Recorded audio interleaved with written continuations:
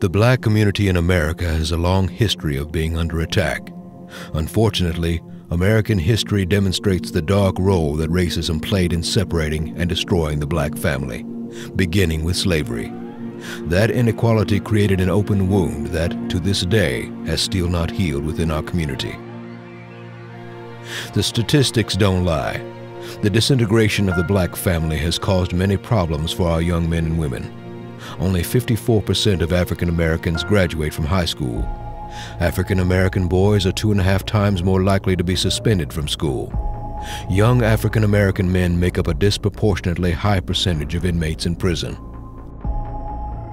Something has to be a catalyst for change in the lives of students today that are being lost, they're not going to school, they're getting pregnant young. I look forward to doing something to make a difference in those students' lives. The issues that we must face up to: crime, gun violence,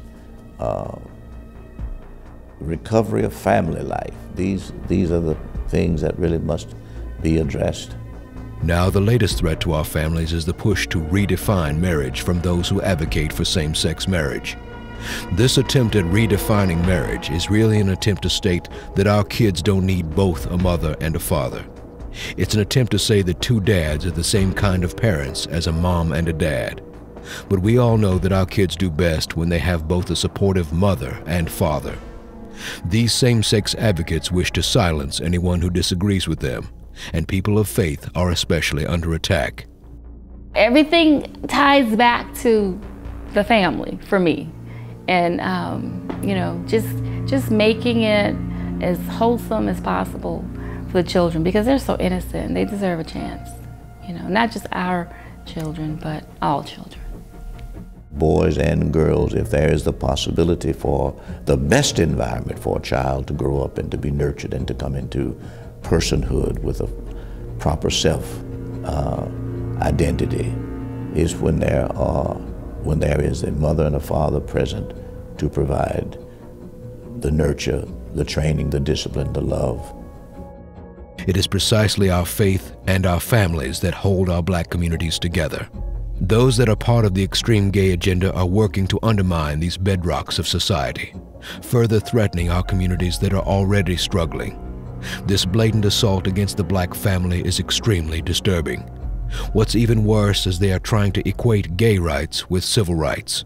There is really no analogy between the civil rights movement and the movement for gay rights. That's a difference. We were subhuman. We were 3/5 human. That was the legal description of the personhood of a black person. One's civil rights that were violated by the segregation laws were established in order to try to maintain African Americans in a state as close to slavery as possible. Our civil rights movement was led by faith communities and worked to build up natural marriage and the family, not tear it apart. Our civil rights movement didn't use harassment, intimidation, and bullying techniques, which are the primary tools of today's gay activists. For those of us who took part in and marched together in the true spirit of the civil rights movement, we knew it was about getting past issues of race and class to create unity. Same-sex marriage advocates try to pit those of faith and those who support healthy families against those in the homosexual community. Witnessing the destruction of our marriages and our family, we must take a stand. We need to push more, I believe, to get not just black pastors, white pastors, all pastors, really realize and let it crystallize that the same-sex marriage agenda is a game changer for our children and our children's children. Seeing our faith and our religion threatened in the so-called name of gay rights, we are moved to make our voices be heard loud and clear. Our communities deserve nothing less. Our children deserve a better life. You know marriage between a man and a woman is best for our kids. You know you want stronger and healthier families. You know you want safer communities. And what did we do to get the change we needed in the civil rights movement? We marched for truth. It's time that we must march again. On June 19, 2014, we are marching in Washington, D.C., and we invite you to join us. Our movement is not about politics, it's about protecting and safeguarding our families. It's not about the color of your skin or your background. It's about preserving marriage. It's not about where you come from.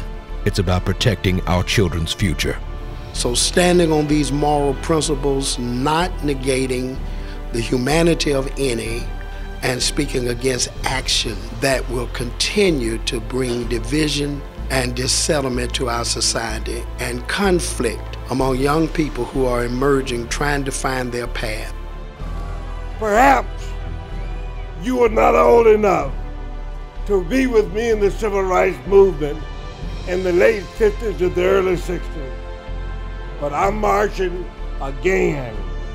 And this time I'm marching to defend marriage. If you want to protect families, march with us in Washington. If you want to be free to live your faith without being bullied or harassed, march with us in Washington.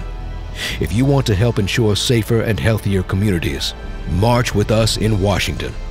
Invite your families, your friends, your church, and your schools to make the trip with us to March on Washington on June 19th to protect our children's future. For more information, visit marriagemarch.org today.